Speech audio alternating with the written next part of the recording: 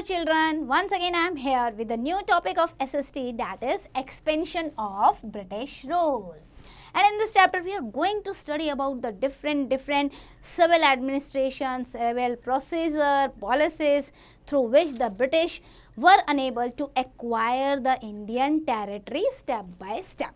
So let's start with the establishment of British paramountcy and the civil administration. You know beta, there was a continuous up and down battle between the British Parliament and the company since the formation of the United Company of Merchants of England trading to the East Indies, later said to be the English East India Company. While Parliament did not want to give up opportunities for exploit the company's profits by permitting its greater autonomy, the company was curious to have permanent setup.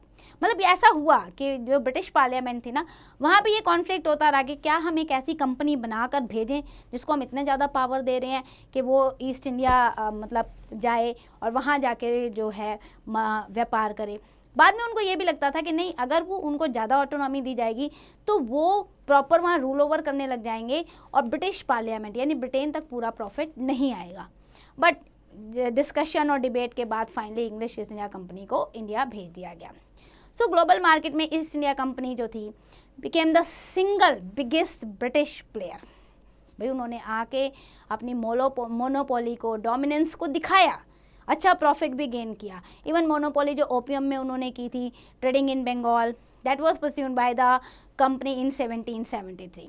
अब इस time तक क्या था कि Britishers जो थे दे occupied the administration of few territories. The British Parliament felt that companies' interests in India were no longer only commercial.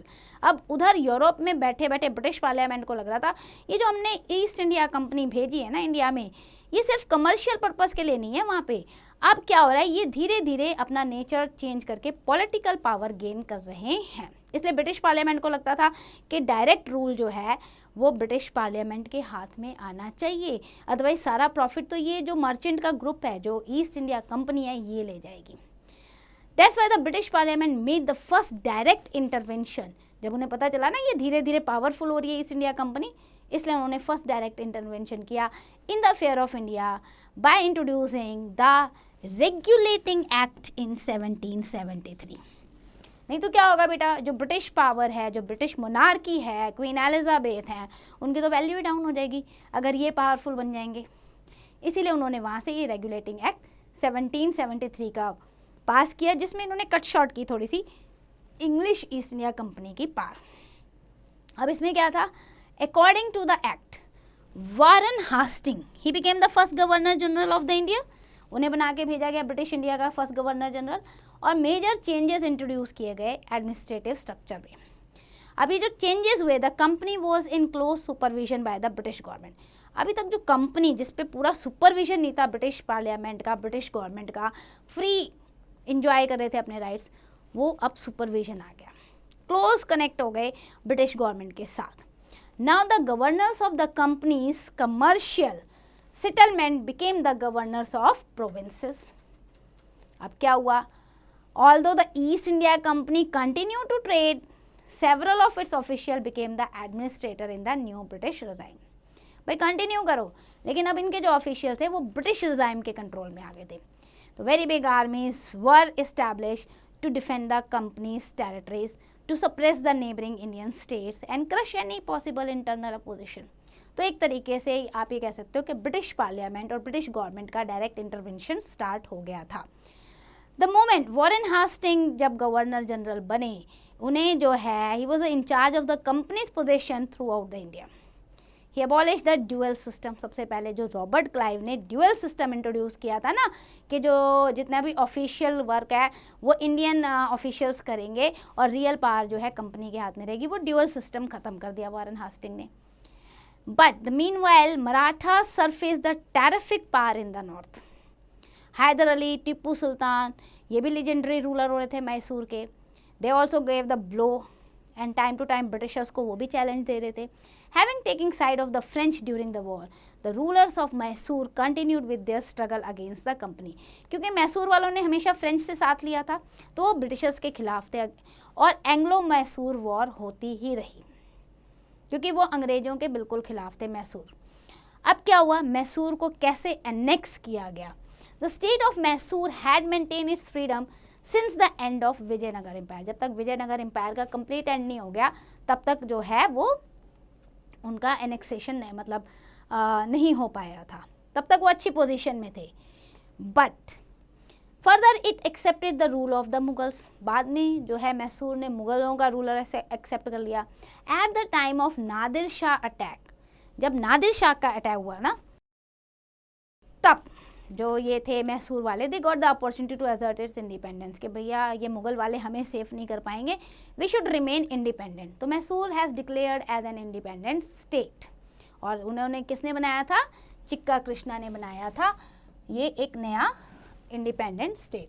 तो जो पपेट थे ना इन द हैंड्स ऑफ, अब ये क्या हो गया, जो मैसूर था इंडिपेंडेंट तो हुआ लेकिन पूरी तरीके से डेवलप नहीं हो पाया था, because it remain the puppet in hand of 2 minister. Later part में क्या हुआ, हैदर अली जो है वो आइकॉनिक पर्सनैलिटी के रूप में उभरे। He was a great commander, chief army captain थे, and he took over the command. और हैदर अली के बाद उनके बेटे जो थे Tipu Sultan, he was able ruler, और उन्होंने जो है इसको अच्छे से चलाया मैसूर स्टेट को। तो you can say that what followed was a series war fought between the Mysore and the English East India company over the span of 32 years. 32 साल तक मैसूर और अंग्रेजों के बीच में लड़ाई होती रही टू गेन द पावर। अब India between 1772 to 1785, during this period the territory of East India Company included, Bengal भी आ गया, Bihar, Orissa, Banaras. Orissa means present day आपका ओडिशा, और Banaras means present name is Varanasi. It also included the northern Circars, the port of Salse and the harbors of Madras, Bombay and other minor ports in India। अब ये सारा control जो है ईस्ट इंडिया कंपनी के पास आता जा रहा है। मुगल टेरिटरी जिसमें दिल्ली आती थी और दिल्ली के आसपास की एरिया, वो भी धीरे धीरे ये कंट्रोल ओवर कर रहे थे। तो autonomous territory of Awadh was bound in an offensive defensive alliance. धीरे धीरे अवध भी इनके पास आ गया था। North western part of India was under the Sikh clan, और सिख क्लैन जो था वो पूरा जो आपका सतलुज का एरिया है, north west present day Punjab जो है, देन मुल्तान, सिंध, कश्मीर, ये जो था रूल ऑफ मुस्लिम चीफ था। Marathas dominated western India, part of central India, Delhi to Hyderabad and land of Gujarat to Cuttack. Nizam of Hyderabad जो थे वो दक्कन को रूल ओवर कर रहे थे। Haidar Ali rule over the Mysore, Tanjore and Travancore was rule under the Hindu rulers. तो आप ये देखो इंडिया का structure, many different communities rulers rule over the different parts of India।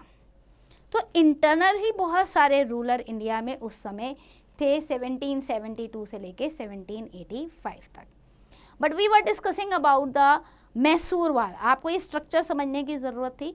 अब हम फर्स्ट एंग्लो मैसूर वार पे जाते हैं, क्योंकि 32 ईयर तक ये वॉर चली हैं मैसूर के बीच में और ब्रिटिशर्स के बीच में। Hyder Ali, he was very diplomatic ruler, very brave। 1767 में when the alliance forces waged war against him, he decided to beat the British by making peace with the Marathas। दिमाग लगाया उन्होंने कि ब्रिटिशर्स को मैं नहीं हरा सकता, तो क्यों ना मराठाओं के साथ हाथ ज्वाइन कर लूँ और मराठाओं के साथ मिलकर जो है इनको हरा दूँ, एंड इवन निज़ाम को भी से हाथ मिला लेता हूँ हैदराबाद के। सो टुगेदर जो है हम लोग मिल के काम करेंगे। His son Tipu Sultan also captured the Madras। The fight continued for a year and a half and the British suffered a heavy losses। तो फर्स्ट एंग्लो मैसूर वार में ब्रिटिशर्स की बड़ी बुरी तरीके से हार हुई थी। Britishers appeal to Haidar Ali for peace. उन्होंने अपील की, भाई अब लड़ाई बहुत हो गई, 1.5 साल तक लड़ाई चल रही है, अब थोड़ा सा शांति, हम एग्रीमेंट साइन कर लेते हैं। सो एक ट्रीटी साइन हुई 1769 में in Madras on the basis of reinstitution of each others territories. जिसकी जो टेरिटरीज थी ले लो, अपनी अपनी जगह पे रूल ओवर करो। Haidar Ali expected the promise from the British to come to his aid if he was attacked by the Marathas और a third party. Haidar Ali was very diplomat, तो उसने ब्रिटिशर से बोला okay I am going to sign the treaty, but in future anyhow I am going to attack by Marathas. मेरे आसपास के ruler अगर मेरे पे अटैक करते हैं तो you are going to support me. The kingdom of Mysore gain large tracts of land to the north after this war. तो एक ट्रीटी साइन हुई, हैदर अली का जो एरिया था वो भी एक्सटेंड हो गया था इस वॉर में। अब इसके बाद क्या हुआ, सेकेंड एंग्लो मैसूर वॉर हुई। एंग्लो मीन्स यहाँ पे इंग्लिश है, East India Company. In 1771 during the war against the Maratha, Haidar Ali tested the loyalty of the British. Haidar Ali ना टेस्ट कर रहा था ब्रिटिश कितने लॉयल हैं, क्योंकि मैंने उनसे कहा है कि भाई अगर मेरे पे आसपास के एरिया अटैक करते हैं तो you have to support me. When he tested he found them wanting. Stung by this breach of faith, Haidar Ali decided to take revenge against them. Haidar Ali को समझ में आ गया कि ब्रिटिशर्स किसी के भी नहीं हैं, ये मेरे को सपोर्ट नहीं करेंगे बल्कि ये मुझे डिच करेंगे एट द लास्ट मोमेंट। तो उसने बोला मुझे इनसे बदला लेना है, मैंने गलत ट्रीटी साइन कर ली। He got the opportunities when he at the global level Anglo-French war started in 1778. Because मैंने बोला ना वो डिप्लोमेट था, वो देखता रहता था, ऑब्जर्व करता था सबके रिलेशन। तो जैसे ही इंग्लिश और फ्रेंच की लड़ाई स्टार्ट हुई उसको ये अपॉर्चुनिटीज मिल गई कि क्यों ना फ्रेंच के साथ हाथ मिलाया जाए।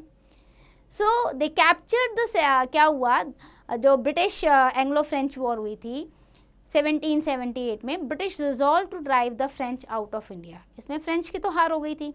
And they captured the French port also, जो फ्रेंच का पोर्ट था ना माहे, वो भी ब्रिटिशर्स ने ले लिया था। एंड देन दिस माहे के आने के बाद अब ये था कि मैसूर को वो हरा सकते हैं, हैदर अली को हरा सकते हैं।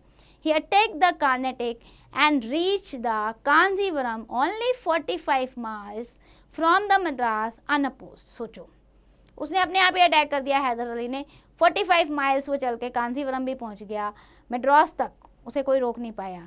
The incapacity of the British soldiers and officials resulted in the total destruction of the British force in September 78. And he proved, Haider Ali ने ये प्रूव कर दिया कि आपकी फोर्स मुझे रोक नहीं सकती। इतनी दूर तक वो एक्सपेंड कर गया, पहुंच गया। और इससे क्या हुआ, ब्रिटिश का जो टोटल फोर्स सिस्टम था ना वहाँ पे बिल्कुल वीक साबित हुआ। And before the war came to an end Haidar Ali fell ill. लेकिन अनफॉर्चुनेटली शायद ये वॉर भी हैदर अली अच्छे से जीत जाते, सेकेंड वॉर जो थी एंग्लो मैसूर वॉर, लेकिन हैदर अली बीमार पड़ गए और बीमार होने के बाद 1782 में ही वो डाइड।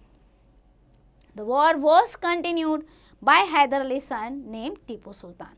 अब टीपू सुल्तान ने कमांड ले ली and it was brought to an end by the treaty of Mangalore.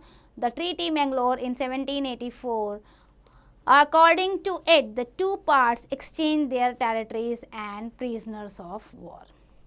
तो इसमें ये वॉर का जो है एंड हुआ, सेकेंड एंग्लो मैसूर वॉर। अब यहाँ पे वॉर रुकी नहीं, हैदर अली की डेथ हो गई, टीपू सुल्तान ने कमांड ले रखी थी, लेकिन ब्रिटिशर्स को तो पूरा मैसूर चाहिए था, पूरी मोनोपोली चाहिए थी। So third Anglo Mysore war हुई 1790 to 1792। अब इस थर्ड एंग्लो मैसूर वॉर में लॉर्ड कॉर्नवालिस आ गए। He was the governor general at that time जब थर्ड एंग्लो मैसूर वॉर हुई। And he was instructed to refrain from wars and to follow a policy of new or non-intervention by the British government. लेकिन अब टीपू सुल्तान जो थे he was too keen on extending his territory. अभी Lord Cornwallis ने तो declare कर दिया था कि चलो भाई जिसके पास जो जो एरिया है नो इंटरवेंशन, अपना अपनी जगह पे काम करो, कोई लड़ाई झगड़ा नहीं।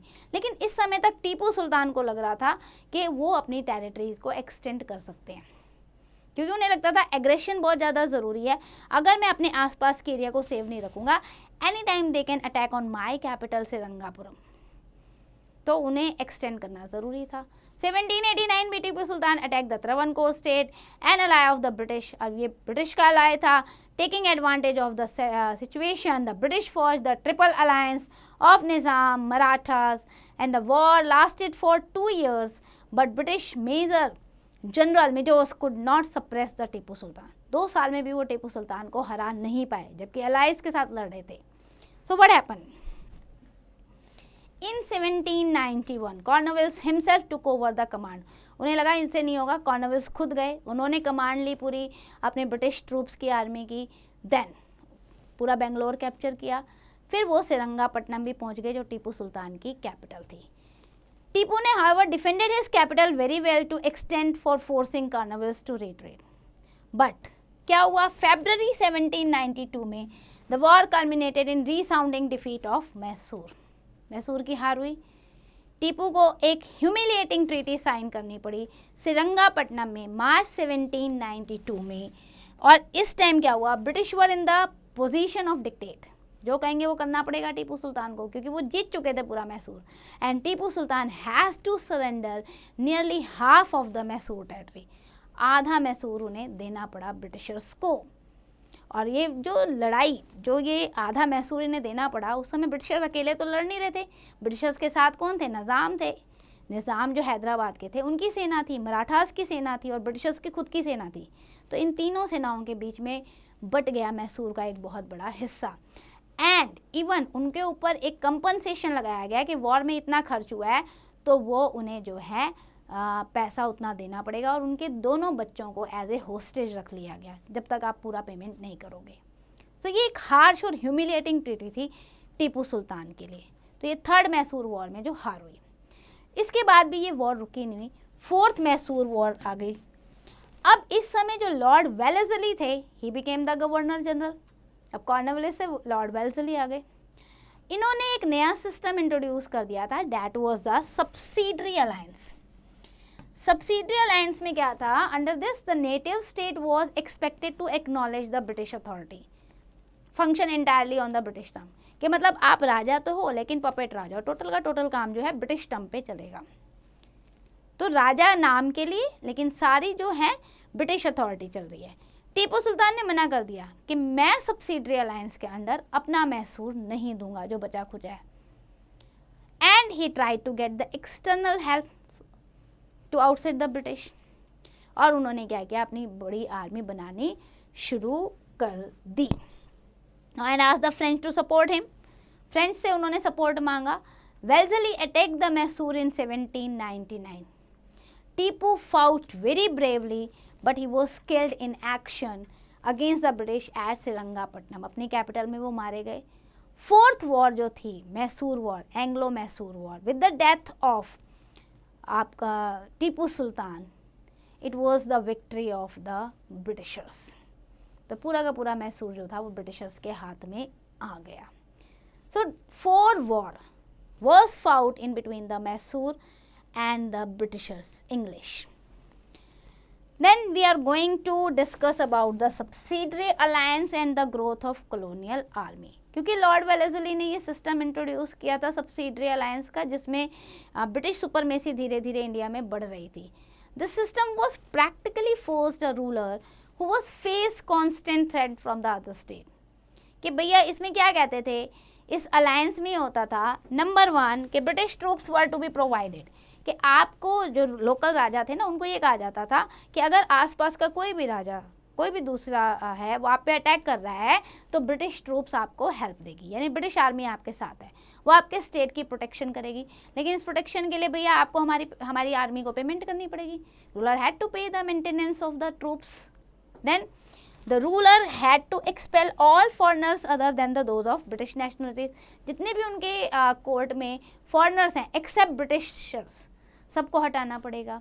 Then third, the British reserve the right to depose a ruler if they were dissatisfied. Britishers के पास राइट है कि अगर रूलर जो है सही से काम नहीं कर रहा तो मिस गवर्नेंस के चार्ज में अगर वो डिससेटिस्फाइड है तो उस रूलर को हटा के डायरेक्ट कंट्रोल उस स्टेट का ले सकते हैं। तो ओवरऑल सब्सिडरी अलायंस एक तरीका था ब्रिटिश टेरिटरीज को एक्सटेंड करने का।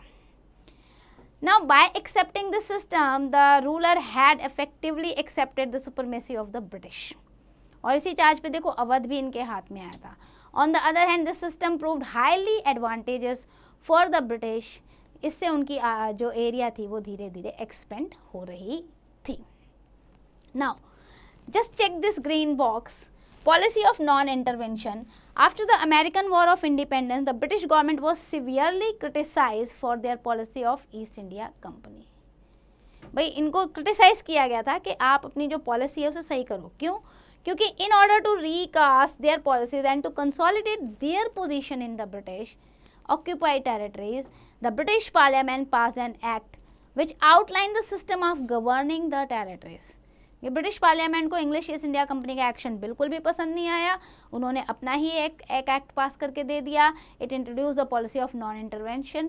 विच forbid the interference of internal matter of the country. उन्होंने मना कर दिया कि आप जो है कंट्री के इंटरनल मैटर में जो है इंटरफेयर नहीं करेंगे, नॉन इंटरवेंशन पॉलिसी को अपनाएंगे, सो डैट इंडियन रूलर्स के साथ जो बार बार वॉर हो रही है वो वॉर ना हो। तो ये थी policy of non intervention pass by the British army in against और for the English East India company. Now moving to the annexation of Maratha state. Mysore आ गया, सब्सिडरी अलायंस हमने डिस्कस कर लिया। अब मराठास ब्रिटिशर्स के पास कैसे गए? After expanding British rule into the Karnataka then Deccan, now lord Wellesley, उनका जो दिमाग था वो मराठास पे जा रहा था कि मराठा उस समय बहुत अच्छी पोजीशन पे थे and but his resurgence was short lived.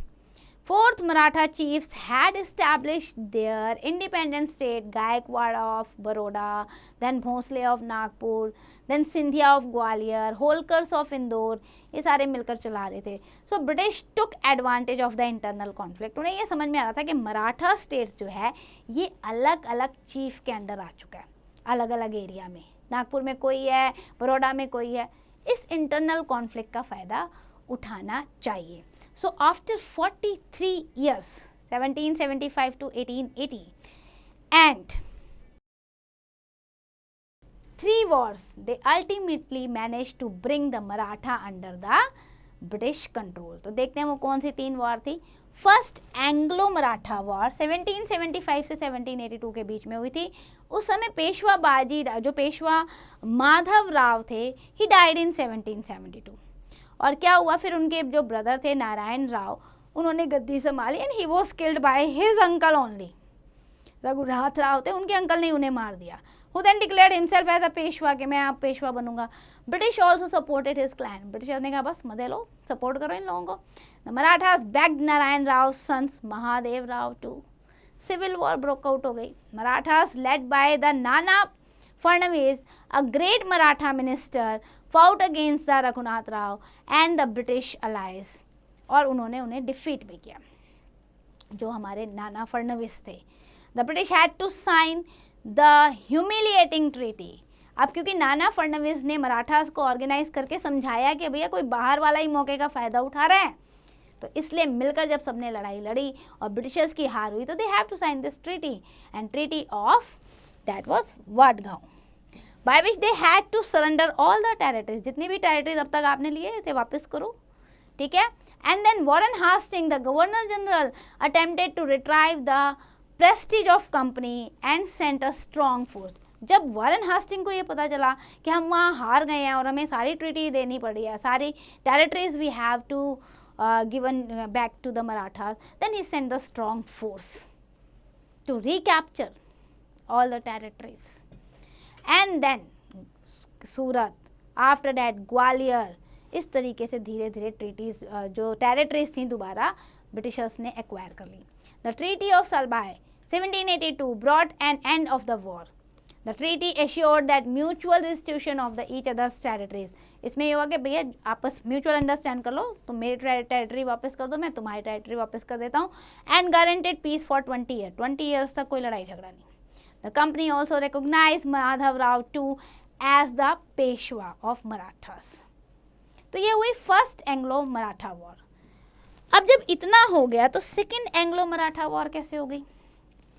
Peshwa Madhav Rao two died in 1796 and was succeeded by Bajirao two. अब जो माधवजी सिंधिया थे and Nana Phadnavis were the capable leaders who tried to keep in track with Maratha power। ये बहुत कैपेबल थे, इन्होंने मराठास की जो इंटरनल कॉन्फ्लिक्ट तो उसको हटाया था और रीगेन किया था यूनिटी को। लेकिन इन दोनों की डेथ के बाद जो मराठा चीफ आए थे ना, they try to bring their Peshwas under their influence, कि भाई जो भी पेशवा बनेगा वो हमारी बात सुनेगा। अब इनको ये लगता था मराठास चीफ को। अब क्या हुआ, इनमें जो थे मोस्ट पावरफुल दौलत राव सिंधिया ग्वालियर के और जसवंत राव होलकर इंदौर के।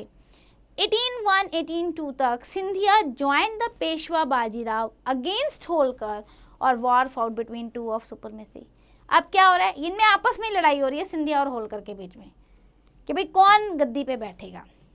तो जब हम इंटरनली आपस में एक दूसरे से अलग है ना बेटा, आपस में इंटरनली कॉन्फ्लिक्ट हो रहे हैं, तो ब्रिटिशर्स तो फ़ायदा उठाएंगी। जसवंतराव होलकर ने क्या किया? He attacked, defeated the combined forces in 1802. Peshwa Bajirao two fled to the basin and sought the protection of the British. उन्होंने ब्रिटिशर से हेल्प मांगी. Treaty was signed in 1803 with the British, which provided them a legitimate right to interference in the affairs of Maratha. क्योंकि पहली वाली treaty में क्या था कि आपस में हम अब लड़ेंगे झगड़े नहीं, 20 साल तक कोई जो है इंटरफेरेंस नहीं. लेकिन अब पेशवा बाजीराव सेकंड ने मौका दे दिया ब्रिटिशर्स को.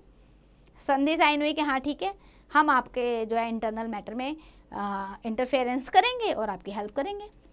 अब ब्रिटिश फोर्सेस ने क्या किया? ऑक्यूपाइड किया पूना. पूना क्या थी? It was the capital of Peshwas. Help मिल गई नहीं. And the British install the Peshwa at Poona and drove out the Holkar. Holkars को वहाँ से भगा दिया और जो पेशवास थे उन्हें फिर से गद्दी पे बैठा दिया. मतलब देखो, हम एक दूसरे के खिलाफ बाहरी ताकतों का सहारा ले रहे हैं. Lord Wellesley, the governor general of India, now planned to bring the Maratha state under the subsidiary system. के भैया इनमें आपस में लड़ाई हो रही है, मिस गवर्नेंस का चार्ज लगाओ, वी आर नॉट सेटिस्फाइड, और सब्सिडरी सिस्टम के अंडर मराठास को अपने कैप्चर में लो. Gaekwad was the first to sign subsidiary alliance. Marathas के जो अलग कम्युनिटी थी गायकवाड़, उन्होंने पहले अपने आप को सब्सिडरी अलायंस में डाला, फिर सिंधिया ने, एंड देन आपका जमुना, दोआब, अहमदनगर, बरोच, ये सारा धीरे धीरे सब्सिडरी अलायंस के अंडर आता गया. Bhonsle also accepted, then Cuttack, and then central provinces of Madhya Pradesh. This war dealt a severe blow to the power and prestige of the Maratha. मतलब कहने का मतलब ये था, इस वॉर के बाद मराठास की बुरी तरीके से हार हुई. होलकर जो है उन्होंने अभी सरेंडर नहीं किया था, वो ब्रिटिश के साथ मिलने को तैयार नहीं थे. वो कहाँ रह रहे थे? वो महाराजा रणजीत सिंह के पास एज ए रिफ्यूजी रह रहे थे. जो सिख रूलर थे ना पंजाब के महाराजा रणजीत सिंह, उसी समय क्या हुआ? In the mean time lord Wellesley was recalled to the England. उन्हें बुला लिया गया इंग्लैंड में. And his policy of war and expansion was proving very expensive to the British government. The next governor general भेजे गए George Barlow. He made peace with the Holkar and sign the treaty in 1806. अब इसमें treaty में क्या लिखा हुआ था कि जो टेरिटरीज थी उनकी उनको दे दी जाएगी और ब्रिटिश की जो टेरिटरीज थी वो उन्हें दे दी जाएगी. नॉन इंटरवेंशन पॉलिसी फिर से स्टार्ट हो गई. चलो एंड कुछ अच्छा निकला. But third Anglo Maratha war हो गई. लास्ट मराठा वॉर जो फाउट हुई during the period when the marquess of the Hastings, also known as lord Hastings, was governor general of India. उस समय कौन थे? Peshwa Bajirao two realise that mistake. उन्होंने बोला बड़ी मिस्टेक कर दी मैंने ब्रिटिशर्स के साथ मिलकर.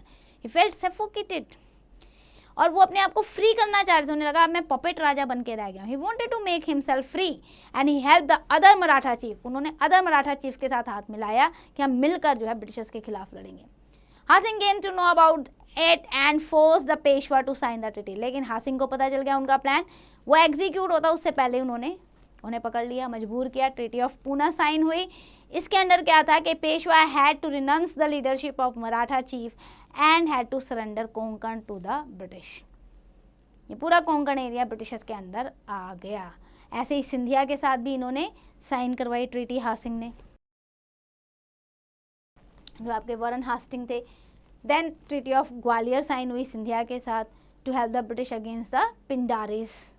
Then Bhonsle had already signed the treaty in 1861. कहने का मतलब ये है कि ये सारे जो थे भोसले, सिंधिया, ये सब के सब पेशवा धीरे धीरे अपने आप को यूनाइट नहीं कर पाए और ब्रिटिशर्स के अगेंस्ट हार गए. जब हम पिंडारी की बात कर रहे हैं तो the term Pindari means to loose band led by chief that flourish in central India in 18th century. अब ये क्या था? Not confirm to any race tribe. ये कोई पर्टिकुलर रेस नहीं थी. They emerge after the breakup of the Mughal army. उसके बाद ये कम्युनिटी इमर्ज होकर आई थी. और जब ब्रिटिशर्स ने बहुत बड़ा सेंट्रल इंडिया का एरिया एक्वायर कर लिया था, so they had to confront the Pindari mens. So lord Hastings launched a combing operation against the Pindari and was successful in eliminating them. तो इस तरीके से पिंडारी एक ऐसी कम्युनिटी थी जो मुगल एम्पायर के एंड के बाद सामने आई थी. Now in spite of signing the treaty with the British, the Maratha chiefs were determined to make last attempt to regain the independence. उन्हें लगा इतनी लड़ाइयाँ और इतनी हार्श ट्रीटी, एक लास्ट अटेम्प्ट करना चाहिए under the leadership of Peshwa Bajirao two. इनको अपना हेड बनाओ और मिलकर जो है हमें लड़ना चाहिए to regain the glory of Marathas. उन्होंने वॉर डिक्लेयर कर दी ब्रिटिश के अंडर का against. Finally they were defeated in the third and the last war against the British. अब इनके पास उतना फिजिकल अमाउंट नहीं था, इतना सोर्स नहीं था, ट्रेजरी नहीं थी, पैसा नहीं था, आर्मी नहीं थी, इसलिए ये हार गए। The British depose the Peshwa and annex all the territory. The Peshwa was deported to Bithoor, उन्हें बेठूर भेज दिया गया कानपुर के पास। भोंसले एंड होलकर उनको सरेंडर करा दिया गया and they also accepted the subsidiary alliance. तो ये कह सकते हैं कि जो मराठा पार, जो छत्रपति शिवाजी ने इतनी ग्रेट पार बनाई थी, it was shattered forever, ख़त्म ही हो गई हमेशा के लिए, और British emerged as the supreme power in India. तो ये था Marathas war. Important development before the third Anglo Maratha war क्या हुई थी?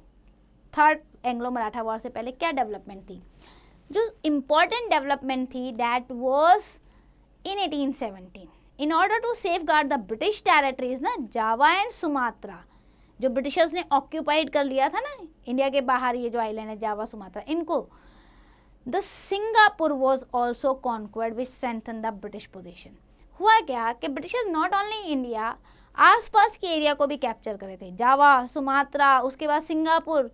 इससे उनकी पोजीशन जो थी ना वो बढ़ती जा रही थी। Malaya, the conquest and help to establish the Britain's naval supremacy, तो उनकी नेवल सुपरमेसी इन एरिया में बढ़ती जा रही थी। British also tried to extend their influence Afghanistan, Iran, north west region of India, और धीरे धीरे सतलुज नदी तक उनका एक्सपेंशन जो है बढ़ गया था, जहां मूवमेंट ऑफ सिख चल रहा था।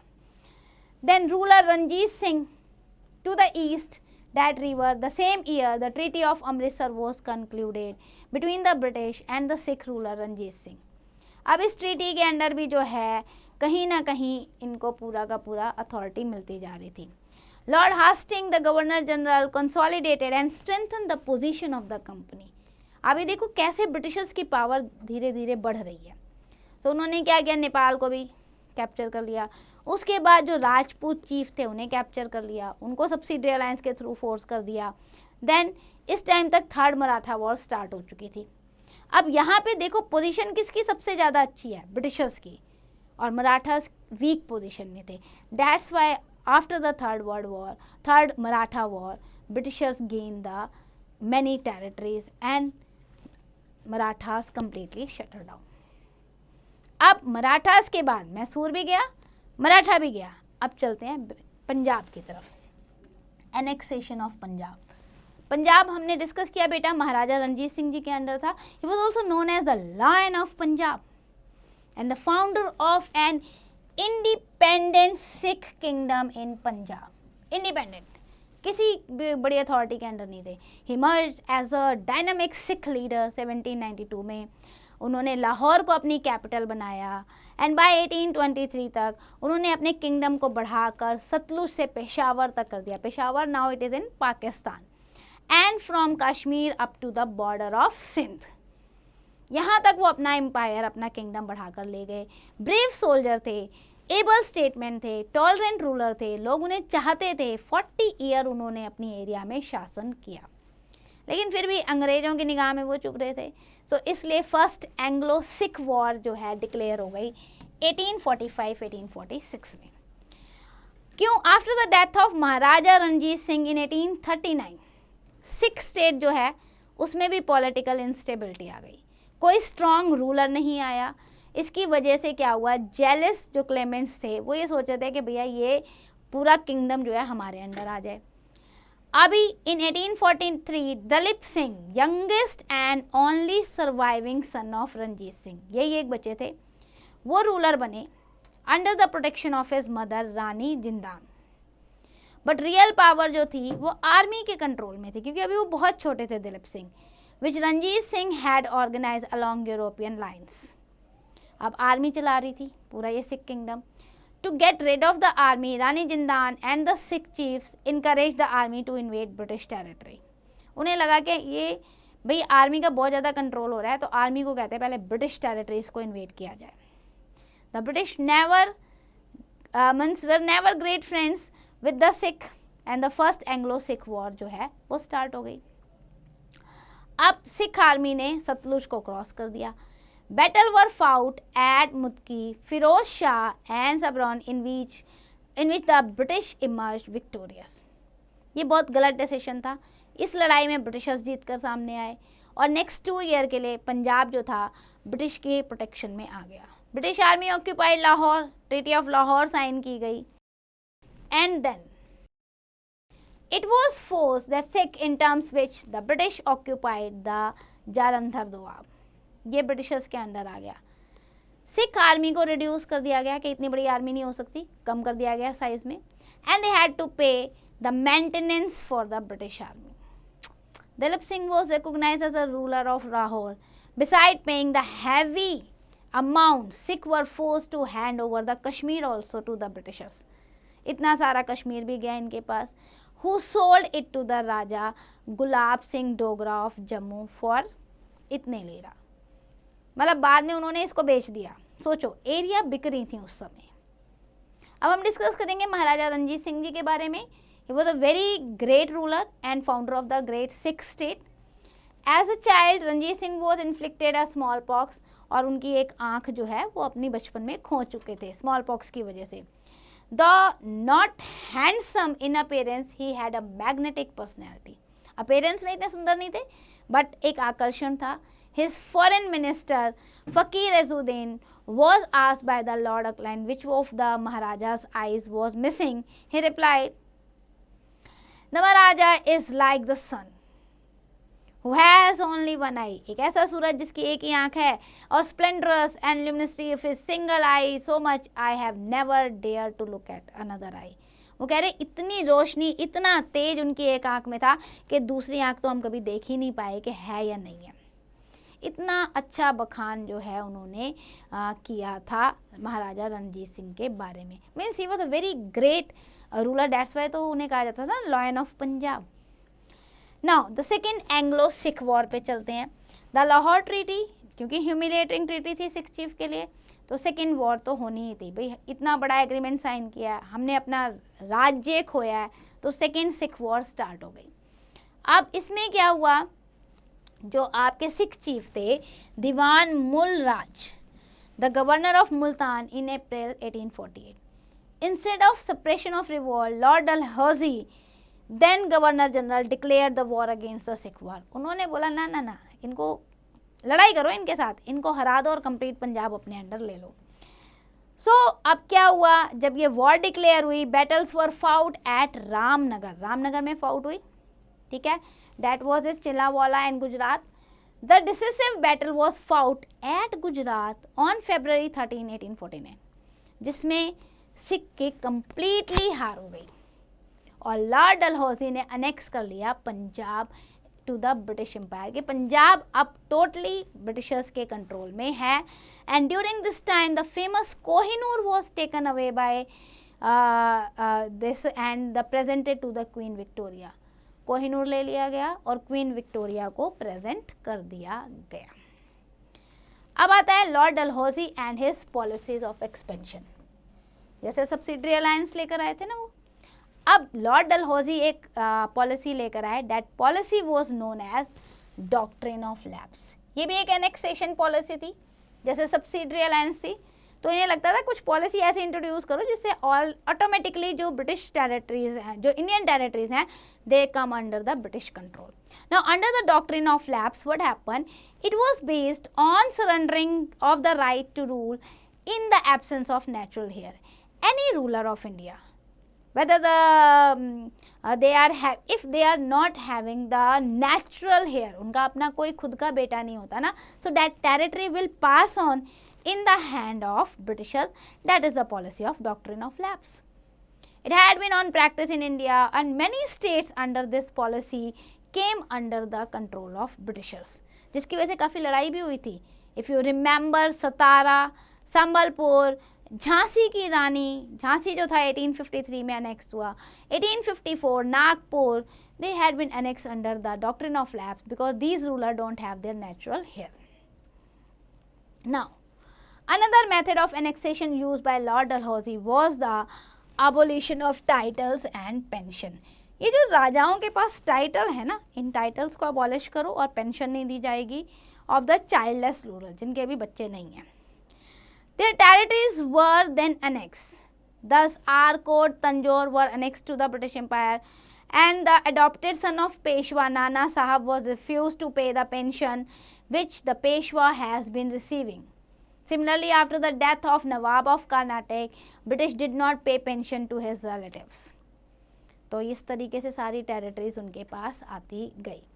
Now, maladministration of states by Indian ruler was another pretext for the subjugation. ये डिक्लेयर कर देना कि भैया इनको तो चलाना ही नहीं आता, रूल ओवर ही नहीं करना आता, और उन्हें मिस गवर्नेंस का चार्ज लगा के भी अपने कंट्रोल में ले लेते थे. Like Nawab of Awadh had become totally dependent on the British government, और बाद में उन पे मिस गवर्नेंस का चार्ज लगा दिया गया. Then Dalhousie annexed the Awadh in 1856 under this policy. He also captured the portion of the Sikkim in 1850 because its ruler had ill-treated the company's servant. आप देखो सिक्किम तक पहुंच गई उनकी सोच, क्योंकि सिक्किम के राजा ने उनके ऑफिशियल के साथ बुरा व्यवहार किया था, तो उन पे भी मिस गवर्नेंस का चार्ज लगा दिया. तो ये कह सकते हैं कि डलहौजी ने अपनी डिफरेंट पॉलिसी से try to capture the territories of India under the direct control of the Britishers. Now reforms की बात करते हैं. So Lord Dalhousie introduced the various reforms during his rule to improve the condition to India. Now what reforms he had introduced? He proved his worth in matters of administration by demarcation of various departments of administrative machinery. उन्होंने बोला we are having the large territories, so there should be a department for proper administration, like appointment of lieutenant governor for Bengal, ये एक post उन्होंने race की. Then he introduced the non-regulation system where the chief commissioner was appointed in non-regulation province. chief commissioner आ गए. Then Punjab, Awadh were non-regulation province. They were directly under the control of Governor General through the commissioner. Dalhousie had also introduced the railway, telegraph in India. तो ये reform भी किया so that they can improve the transportation and communication. He also commenced the work on the public utility and started the public work department. PWD होता है ना हमारा, आज भी जो काम कर रहा है PWD department, डलहौजी की देन है ये, which undertook the work of construction of roads, bridge and irrigation work such as canal etc. बेटा आज भी PWD ये काम करता है इंडिया में. The extension of the GT road, जो आपकी शेरशाह सूरी मार्ग भी कहलाती है, grand trunk road from Peshawar to Calcutta, उन्होंने इस रोड को एक्सटेंड भी किया. देन ओल्ड कैनाल्स को उन्होंने रिपेयर करना स्टार्ट कर दिया. न्यू गंगा कैनाल जो है उन्होंने कंस्ट्रक्ट कराई थी, ये नहर बनवाई थी. फिर आफ्टर डैट इरीगेशन को उन्होंने अच्छा सेटल किया था. In the recommendation of wood dispatch for improving the education system in India, he also gave his influential effect. तो एजुकेशन सिस्टम को भी इम्प्रूव करने में काम किया. So Dalhousie had done some reforms for India also. Other administrative policy और reform की अगर हम बात करें, सो ईस्ट इंडिया कंपनी ने जब वॉरेन हास्टिंग को अपॉइंट किया था as a governor general in Bengal in 1772, 2 years later, he was made the Governor General of Bengal and Hastings could not expand the position of the company in India. तो क्या हुआ? He stopped the pension of Emperor Shah Alam and reduced the pension of Nawab of Bengal from 32 lakh to the 16 lakh rupees per year. तो इस तरीके से cut short कर रहे थे और अपनी पेमेंट को, अपनी फाइनेंशियल स्टेटस को बढ़ा रहे थे. देन लॉर्ड कॉर्नवालिस की बात करें तो when he became the governor general of India in 1786, he also introduce a system of permanent settlement of revenue in Bengal. Though it was not successful, but उन्होंने इसे इंट्रोड्यूस करा था कि लॉन्ग टर्म के लिए जो रेवेन्यू सिस्टम है वो फिक्स कर दिया जाए पीजेंट्री क्लास पे, और वो उन्हें देना पड़ेगा. Cornwallis also introduced many useful reforms, mainly in the judicial and police reform. He set his own example of honest and created a spirit of honesty among the company servant, क्योंकि वो honest थे तो उनके जो company official थे वो भी honesty show कर रहे थे. He developed the Europeanised states within the framework of Indian tradition, यानी इंडियन ट्रेडिशन को ऑब्जर्व करके धीरे धीरे अपने यूरोपियन सिस्टम को वो उसमें इन्वॉल्व कर रहे थे. His reorganization of the entire system of administration also marked beginning of civil services in India. आप देखो ये जितने भी गवर्नर जनरल आए इन्होंने कुछ कुछ रिफॉर्म्स तो किए हैं. आज भी देखो सिविल सर्विसेज होती है ना इंडिया में, जिससे हम IAS IPS ऑफिसर्स डिक्लेयर होते हैं, जो हमारे ब्यूरोक्रेट्स हैं, ठीक है, ये इन्होंने स्टार्ट की थी. इसके बाद अगर हम सर जॉन शोर की बात करें, so he was also appointed as the governor general in 1793. He also followed the policy of peace and non-intervention, जिससे कि डिस्प्यूट्स थोड़े कम हुए कि भैया क्या जरूरत है आपस में लड़ने झगड़ने की, पीसफुली रहो. देन लॉर्ड वेल्सली की बात करें, when he became the governor general of India in 1789 to 1805, he had the avowed intention of making the British masters of India. तो उन्होंने क्या 3 मेथड फॉलो किए थे अपने इस एम को पूरा करने के लिए. Number 1 subsidiary alliance Lord Wellesley ने इंट्रोड्यूस किया था, जो हम डिस्कस कर चुके हैं. फिर उन्होंने ये कहा था कि वॉर करो, एक्सपेंशन करो इंडिया में. Then third annexation the territories of previously subordinate rulers, जो पहले के सबऑर्डिनेट रूलर हैं उनकी टेरिटरीज को भी एक्वायर कर लो. तो ये उन्होंने किया इंडिया में ब्रिटिश टेरिटरीज को एक्सपेंड करने के लिए. After lord Wellesley sir George Barlow भी आए थे एंड लॉर्ड मिंटो भी आए. They were the next governor general but they preferred the policy of non intervention and succeeded in avoiding the major war India. तो इनके time पे कोई major war नहीं हुई है. देन लॉर्ड हास्टिंग जो आए, he was governor general 1813 to 23. He waged the war against the Nepal. Nepal को कैप्चर करने की कोशिश की थी इन्होंने और किया भी, जीते भी और ब्रिटिश एम्पायर को एक्सटेंड किया. देन हम बात करते हैं लॉर्ड आर्महर्स्ट की. 1823 to 1828 इन्होंने बर्मा को एनेक्स किया था, ब्रिटिश कंट्रोल में लेकर आए थे. बर्मा मीन्स प्रेजेंट डे जो म्यांमार है ना, उसे बर्मा कहा जाता था. So by about 1856 British conquest of India was completed. सो इस तरीके से different governor general had done the different reforms in India. Now British administration in India की बात करते हैं, कैसे चल रहा था. इनिशियली जो एडमिनिस्ट्रेशन था ब्रिटिश टेरिटरीज का was entirely in the hand of company, east India company के अंडर था. बट जब वो रेगुलेटिंग एक्ट आया 1773 का, उसके बाद जो है पावर ब्रिटिश पार्लियामेंट और ब्रिटिश क्राउन के हाथ में चलेगी. अब ये रेगुलेटिंग एक्ट क्या था, main objective of this act, ये रेगुलेटिंग एक्ट आपको पता होना चाहिए, it was to remove the political and administrative power of trading company. इनकी पावर को रिमूव करना था. And thus the company director was instructed to place all document concerning the civil और military and revenue matters in before the British parliament, ताकि इनकी जो monopoly चल रही थी ना कि पावर गेन कर लें, ये अब ब्रिटिश क्राउन के हाथ में आ जाए. अब ये जो एक्ट था क्लियरली इंडिकेट कर रहा था कि it was directed mainly to root out the malpractices of English East India Company in India, stop their corruption because they are not providing all profit and right documentation to the British Parliament or British Crown. तो इनके corruption को रोकने के लिए ये regulating act यहाँ पर आया था. Now moving to the Pitt's India Act 1784. Pitt's India Act अगर आप देखो, in order to remove the above demerits, ये जो करप्शन वगैरह आए, डीमेरिट्स को अब रिमूव करने के लिए, to fight against the corruption, the British parliament under the prime minister William Pitt the younger passed another act. ये जो आपके थे ना William Pitt, he was the younger prime minister of British parliament. उन्होंने एक एक्ट पास किया जिसका नाम रखा गया पिट्स इंडिया एक्ट. अब ये एक्ट क्या कह रहा था, ये एक्ट डिस्टिंग्विश कर रहा था between the commercial and political activities, कि भैया कमर्शियल एक्टिविटी क्या है और पॉलिटिकल एक्टिविटीज़ क्या है, इनको समझो. और आपको पॉलिटिकल एक्टिविटीज़ में इंटरफेयर करने की जरूरत नहीं है. किसको? इंग्लिश ईस्ट इंडिया कंपनी को. The act introduce the some important administrative changes in India. अब पिट इंडिया एक्ट में क्या कहा गया था, नंबर 1, एक्ट ने एक बोर्ड ऑफ कंट्रोल ब्रिटेन में सेटअप किया, जो कंपनी की पॉलिटिकल एक्टिविटीज़ को रिस्ट्रिक्ट कर रहा था, रेगुलेट कर रहा था. board members consisted of 6 parliamentarians headed by the senior cabinet minister. यानी अब जो बहुत अनइंटरप्टेड पावर को यूज कर रहे थे ना कंपनी, वो अब नहीं यूज कर पाएंगे. Then under this act presidency of Bombay and Madras were brought under the great control of governor general.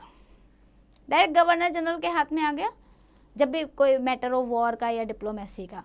Then governor general was made commander in chief also in all the British troops both company and of British government. तो governor general ज़्यादा powerful हो गए as compare to the company. So this act had introduce the system of dual government. It also enabled the governor general to administer freely and it also gives some power to the company. So Lord Charles Cornwallis की अगर हम बात करें, he was directly appointed by the parliament to implement the Pitt's India Act immediately after joining in 1786. Now he embarked upon the reform work entrusted to him by parliament. इन्होंने क्या किया, जो Lord Charles Cornwallis थे उन्होंने introduce किया permanent settlement. मैंने आपको बताया ना कि लॉन्ग टर्म के लिए ज़मीन पे एक परमानेंट टैक्स रख दिया गया, फिक्स कर दिया गया कि इतने ईयर तक आपको, लेट्स से 20 ईयर और 30 ईयर आपको यही टैक्स देना है. हाई अमाउंट ऑफ टैक्स रख दिया गया था इनिशियली. तो ये परमानेंट सेटलमेंट उन्होंने अनाउंस किया. Judicial code, establish administrative and police system also, उन्होंने जो आज हम पुलिस सिस्टम देख रहे हैं ना, उस समय भी उन्होंने ऐसा पुलिस सिस्टम इस्टेब्लिश किया था.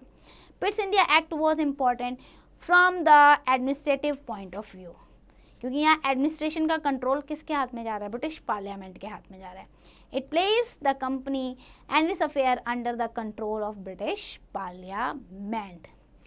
And even British Parliament proved quite permanent. It substituted the little changes till the year 1857 when the government of India passed directly into the hands of British Crown. क्योंकि 1857 के बाद तो directly British crown के पास चला गया था control Indian territory का.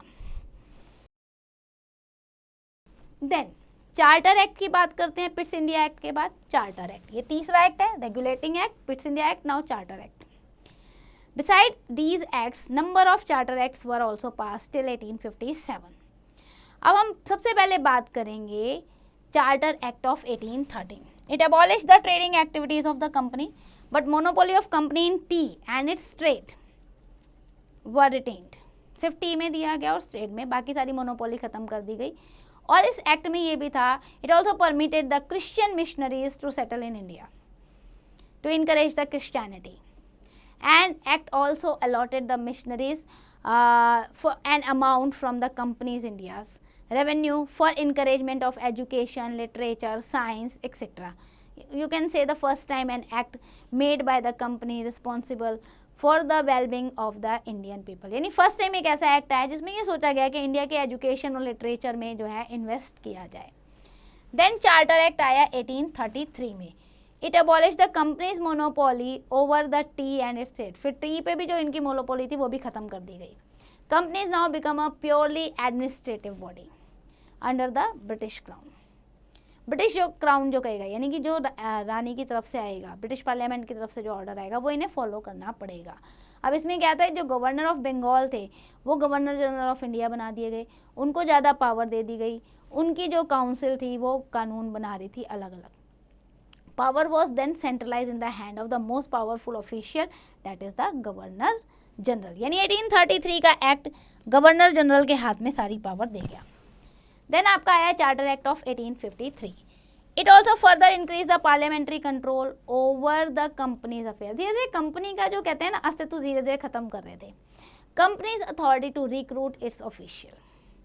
जो कंपनी के पास अथॉरिटी थी ना कि रिक्रूट कर लो, किसी को भी एम्प्लॉयमेंट दे दो, किसको अपने डिपार्टमेंट में रखना है, वो अथॉरिटी भी इनके हाथ से चली गई. Legislative council was constituted to be enact laws for Indian subject with the consent of governor general. अब बात करते हैं हम सिविल सर्विसेज की, जो ब्यूरोक्रेट सर्विसेज इन्होंने स्टार्ट की. After the failures to the company's official to perform administrative, के कंपनीज ऑफिशियल अच्छे से परफॉर्म नहीं कर रहे, अब हमें न्यू ऑफिशियल्स की ज़रूरत थी, ऐसे लोग जो एफिशिएंसी के साथ जॉब कर सकें. So Cornwallis the responsibility to reforming the administrative structure उनको दी गई. Hence the introduction of civil services regarded as a necessity to keep the British occupied territories in order. भैया सिविल सर्विसेज इंट्रोड्यूस करो तभी better administration हो पाएगा. So Indian civil services ICS was considered as the steel frame of British administration. जब इन्होंने ये introduce किया, Lord Cornwallis not only created the civil services बेटा but also introduce the strict regulation, जिन्हें कहा जाता था उस समय लॉर्ड कॉर्नवालिस कोड.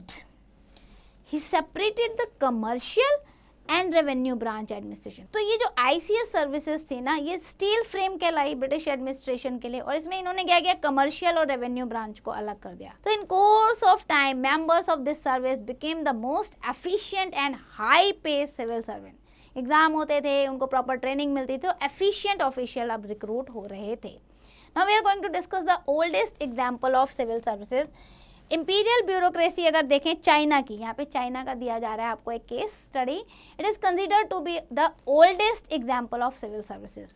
ऐसा माना जाता है its origin can be trace back for Qin dynasty थी, तब से यहाँ पे सिविल सर्विसेज के एग्जाम होते हैं. उस समय क्या होता था चाइना में, किन डायनेस्टी के टाइम पे भी अपॉइंटमेंट जो होती थी made on the basis of merit only. After the fall of the Qin dynasty, the recruitment process followed semi-merit system known as 9-rank system. मतलब ये सिविल सर्विसेज चाइना में ऑलरेडी इस्टेब्लिश थी एक डिफरेंट मेथड से. How the Tang dynasty encourage the promotion based और return examination को उन्होंने फिर देना स्टार्ट किया, या एरिस्टोक्रेटिक रिकमेंडेशन को देना स्टार्ट किया. तो ironically and partly due to the Chinese influence the first European civil services was started. आप ये कह सकते हो कि इनको देखकर शायद सिविल सर्विसेज को इंट्रोड्यूस किया गया था इंडिया में. Now initially the recruitment was done on the basis of nomination. पहले तो रिक्रूटमेंट नॉमिनेशन के बेसिस पे, डायरेक्टर ऑफ कंपनी जिसको नॉमिनेट कर दें. इसके बाद क्या हुआ, this allowed the young section of the British aristocracy to find the respectable. और अच्छी एम्प्लॉयमेंट मिल रही थी इंडिया में, क्योंकि नॉमिनेट होते थे, वहाँ से आते थे और चलते थे.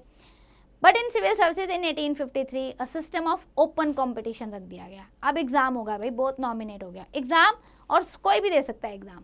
इंडियन भी दे सकते हैं, यूरोपियन भी दे सकते हैं, कोई भी दे सकता है. ठीक है. So in spite of being named the Indian civil services, Indian were not allowed to sit for the civil services exam till 1864. Beginning में इन्होंने अलाउड नहीं किया, नाम तो रख रहे हो इंडियन सिविल सर्विस. 1864 तक इन्वॉल्व नहीं किया था इन्होंने इंडियन को, लेकिन उसके बाद जो है ओपन सिस्टम कर दिया गया और इंडियंस को भी इन्वॉल्व कर दिया गया for subordinate post. Now the first Indian to join the Indian civil services, आपको पता है सबसे पहले किसने क्लियर की थी और किसने ज्वाइन किया था? He was the Satyendra Nath Tagore इन 1864. जिस साल इन्होंने ओपन किया इंडिया के लिए, उसी साल ये विन कर आ गए, मेरिट में आ गए, इन्होंने रिटन टेस्ट अच्छा हुआ और ये सिविल सर्विसेज की तरह इन्होंने ज्वाइन किया. Now British India was divided into 2 districts. There was a collector of each district who had 3 different duties.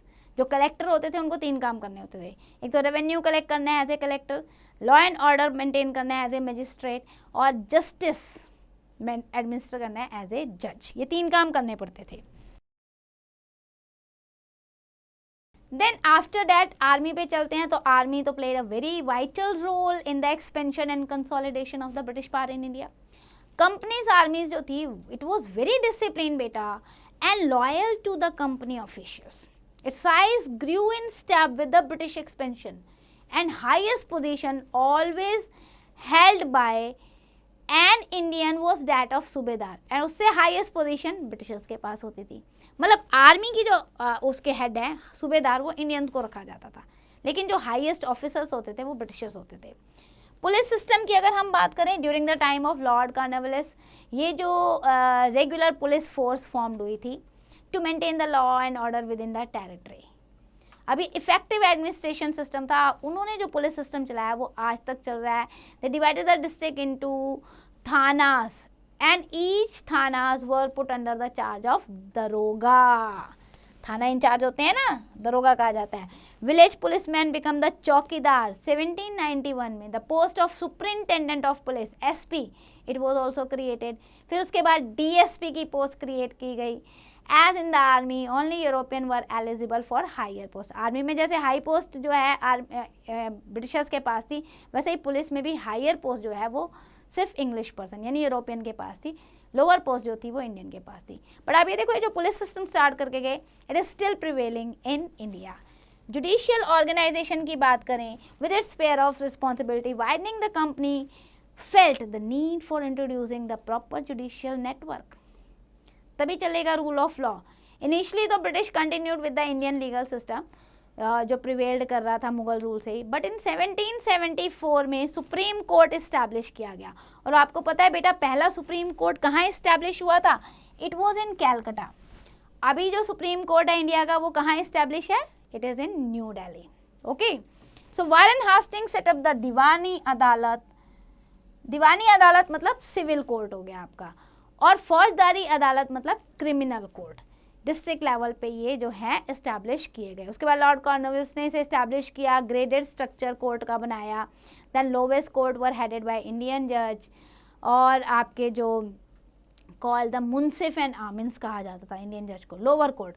Above these register of court under the British जजेस, so on Cornwallis abolish the Faujdari Adalat. तो धीरे धीरे मतलब एक chain system इन्होंने start किया। यहाँ पे भी देखो लोअर कोर्ट के हेड जो है वो इंडियन रहेंगे, लेकिन हायर कोर्ट में हमेशा ब्रिटिशर्स जज होते थे। Lord William Bentinck governor general of India जो बने 1829 to 1835, he also introduce the further reforms. उन्होंने एक लॉ कमीशन बना दिया लॉर्ड विलियम बेंटिक ने, ठीक है, और it was appointed by Bentinck to codify the law. Law को कोडिफाई करो। It compile the Indian penal code. IPC की धारा आप बोलते हो ना, लॉ को कोडिफाई करना, कि आईपीसी धारा तहत आपको ये सजा दी जाती है।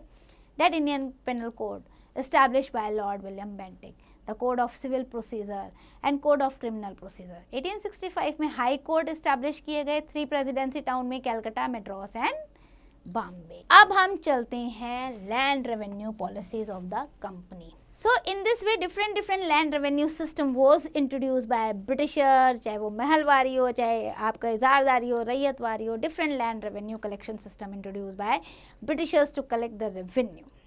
Now one case study has been given in your book, Regional Focus Tamil Nadu. Let's discuss this. From 1315 to 1565, the extreme south was dominated by the Vijayanagar Empire over 2 centuries. 200 सालों तक विजयनगर एम्पायर के under रहा था। Now followed by the Dutch trading company आई, उसके बाद यहाँ Portuguese आई, फिर उसके बाद pushing back the ancient Pallavas port of Mylapore, the Portuguese establish a fort. फिर पोर्चुगीज ने अपना जो है यहाँ पे किला बना लिया, एंड जो आपके थे Sao Tome and San Thome in 1522। Dutch जो थे उन्होंने भी अपने आप को एस्टैब्लिश किया पुलिकट में इन नॉर्थ बाय 1612। 1639 पे मेड्रास में क्या हुआ, जो आपका प्रेजेंट डे चेन्नई है, eastern coast of India, it was granted to the East India Company. Local ruler ने ईस्ट इंडिया कंपनी को इसे दे दिया था। देन उसके बाद ब्रिटिश ने यहाँ पे फैक्ट्री इस्टेब्लिश कर दी, इसको फोर्टिफाइड कर दिया। फैक्ट्री का नेम भी उन्होंने अपने उस पर रख दिया, Fort Saint George. Company increase its territories, बहुत सारे स्टेप उन्होंने इन्वॉल्व किए, और फिर उन्होंने अपनी पावर जो है वो मद्रास से आगे बढ़ाकर कुडलोर एंड विजयपट्टनम तक बढ़ा दी। इन 1674 फ्रेंच ने एक्वायर कर लिया साउथ का एक पार्ट जो था Valikondapuram from the sultan of Bijapur. तो इस तरीके से आप देखो, फिर पौंडीचेरी को उन्होंने फाउंडेशन बना दिया। आप डच भी, फ्रेंच भी, इंग्लिश भी, ये धीरे धीरे सदर्न इंडिया में तमिलनाडु के अलग अलग रीजन में अपनी पावर को गेन करते रहे। 1720 तक देखोगे तो French lose their factory at Surat and Masulipatnam, क्योंकि ब्रिटिशर्स ने उन्हें वहाँ पे हरा दिया। फिर 1746 तक आप देखोगे ब्रिटिश एंड फ्रेंच वो they were engage in the war in America, ठीक है, और वही वॉर यहाँ पे भी हो गई, Anglo French war. The French governor duplex जो थे वो अवॉइड करना चाहते थे क्लैश ब्रिटिशर्स के साथ, बट प्रॉब्लम क्या था, British governor at Madras wanted to drive, वो चाहते थे नहीं फ्रेंच यहाँ से चले जाएं, साउथ इंडिया पूरा कंट्रोल में आ जाए ब्रिटिशर्स के। तो French sought the help of the headquarters at Mauritius and defeated them. तो फोर्ट सेंट जॉर्ज जो था वो फ्रेंच के हाथ में आ गया। ब्रिटिशर्स इस हार को स्वीकार नहीं कर रहे थे, दोबारा से लड़ाई हुई, दोबारा से ब्रिटिशर्स ने ब्राइब दिया आसपास के लोकल रूलर को और फ्रेंच को हरा के मेड्रास रिकैप्चर कर लिया। Finally, with the help of Nawab Dupleix, successfully capture the Madras but failed to keep himself his promise. और फिर दोबारा, मतलब ये देखो, एक जैसे कहते हैं ना फुटबॉल सिस्टम हो रहा है, ये हैंडबॉल सिस्टम हो रहा है, कभी इधर जा रहा है कभी उधर जा रहा है, एक बार इसके पास एक बार इसके पास, लेकिन लास्ट में ब्रिटिशर्स ने जो है तमिलनाडु की पूरी टेरिटरीज को एक्वायर कर लिया और अपने कॉलोनियल सुपरविजन के अंडर रख लिया. So that's end for the chapter. Let's do the quick revision what we have discussed in this chapter. Number 1, we have discussed the British increased their political grip over India during the period of 1764 to 1857. Then during 1764 to 1769, first war of Mysore हमने discuss की थी. उसके बाद हमने second Mysore war को discuss किया. Then third Mysore war को हमने डिस्कस किया. लॉर्ड वेलेस्ली जो सब्सिडरी अलायंस को लेकर आए थे उसको हमने डिस्कस किया कि it proved very fruitful to expand the British territory. Then we have discussed the inner conflicts of Marathas which gave the power to the British to conquer the Marathas territories. तो हमने ये तीनों Maratha Anglo Marathas war को भी इस chapter में discuss किया. And we have discuss many reforms introduce by the different governor general of India and many charter acts. So that's end for the chapter. I hope you understand each and every topic. Now it's your turn. Do the exercise carefully.